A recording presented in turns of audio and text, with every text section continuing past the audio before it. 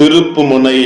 இக்கட்டான நெருக்கமான சூழலிலே நாம் எடுக்கிற சரியான முடிவு நம்முடைய எதிர்காலத்தை வளமுள்ளதாய் ஆசீர்வாதமானதாய் மாற்றி விடுகிறதே. ரூத்தை குறித்து நன்றாய் அறிந்திருக்கிறோம் அல்லவா? தன்னுடைய வாழ்வாதாரத்திற்காக அறுவடைகளை சிந்துகிற கதிர்களை பொறுக்கும்படியாய் துணிவுடன் களத்திற்கு புறப்பட்டு செல்லுகிறாள். ஆண்டவருடைய பிள்ளைகளுக்கு அவர்கள் செய்ய வேண்டியதை உணர்த்துகிற ஆண்டவர் நம்முடைய ஆண்டவர் அல்லவா? அவர் ஆலோசனை கர்த்தர் அல்லவா? விசேஷித்த ஞானத்தை கொடுக்கிற ஆண்டவர் அவர் அல்லவா? இந்த ரூத்துக்கென்று தாம் வைத்திருந்த திட்டத்தின்படி போவாசின் வயல்வெளிக்கு புறப்பட்டு போக செய்கிறார். அந்த ஒரே நாள் நகோமியின் வாழ்க்கையிலே பெரிய மாற்றத்தை கொண்டு வந்ததே. காலையில் புறப்படுகிற பொழுது தன்னுடைய ஜனங்கள் ரூத்தை எப்படி நடத்துவார்களோ என்ற பயமும் பதற்றமும் நகோமிக்கு இருந்திருக்க கூடும். சிந்தின கதிர்களை பொறுக்கி வருவாள் என்று எதிர்பார்த்திருந்த நகோமிக்கு ஒரு மரக்கால் வார்கோதுமை மற்றும் சாப்பிட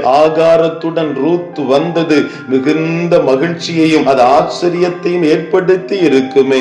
அதோடு மாத்திரமல்ல, இந்த ரூத்தை கரிசனையோடு விசாரித்த மனிதர் தன் இனத்தானாகிய போவாஸ் என்று அறிந்த பொழுது அதைவிட இரட்டிப்பான மகிழ்ச்சி அவளுடைய உள்ளத்தில் ஏற்பட்டிருக்கும் அல்லவா? அதுவரை எதிர்மறை வார்த்தைகளையே பேசிக் கொண்டிருந்த நகோமியின் வாயின் வார்த்தைகளிலே மாற்றம் ஏற்படுகிறதை பார்க்கிறோமே. ஆசீர்வதிக்கிற வார்த்தைகளாய் அது மாறிவிடுகிறதை அறிந்திருக்கிறோமே. அருமையான ரூத் 2:20 இப்படியாய் எழுதப்பட்டிருக்கிறது. இப்பொழுது நகோமி தன் மருமகளை பார்த்து, உயிரோடு இருக்கிறவர்களுக்கும் மரித்தவர்களுக்கும் தயவு செய்கிற கர்த்தராலே அவன் ஆசீர்வதிக்கப்படுவானாக என்று சொல்லி மனதார வாழ்த்துகிறதை பார்க்கிறோமே. தன்னுடைய மருமகளுக்கென்று ஒரு வாழ்க்கை, நல்ல வாழ்க்கை அமைந்து விட்டது என்கிற எண்ண ஓட்டம் அவளுக்கு ஏற்பட்டிருக்க கூடும். ஒரே நாள் இரவிலே ஆரோனுடைய கோலை துளிர்க்க பண்ணின ஆண்டவர் இந்த காலை பொழுது ஒருவேளை எதிர்மறையாய் காணப்பட்டதை போல தொடங்கினாலும் இரவு பொழுது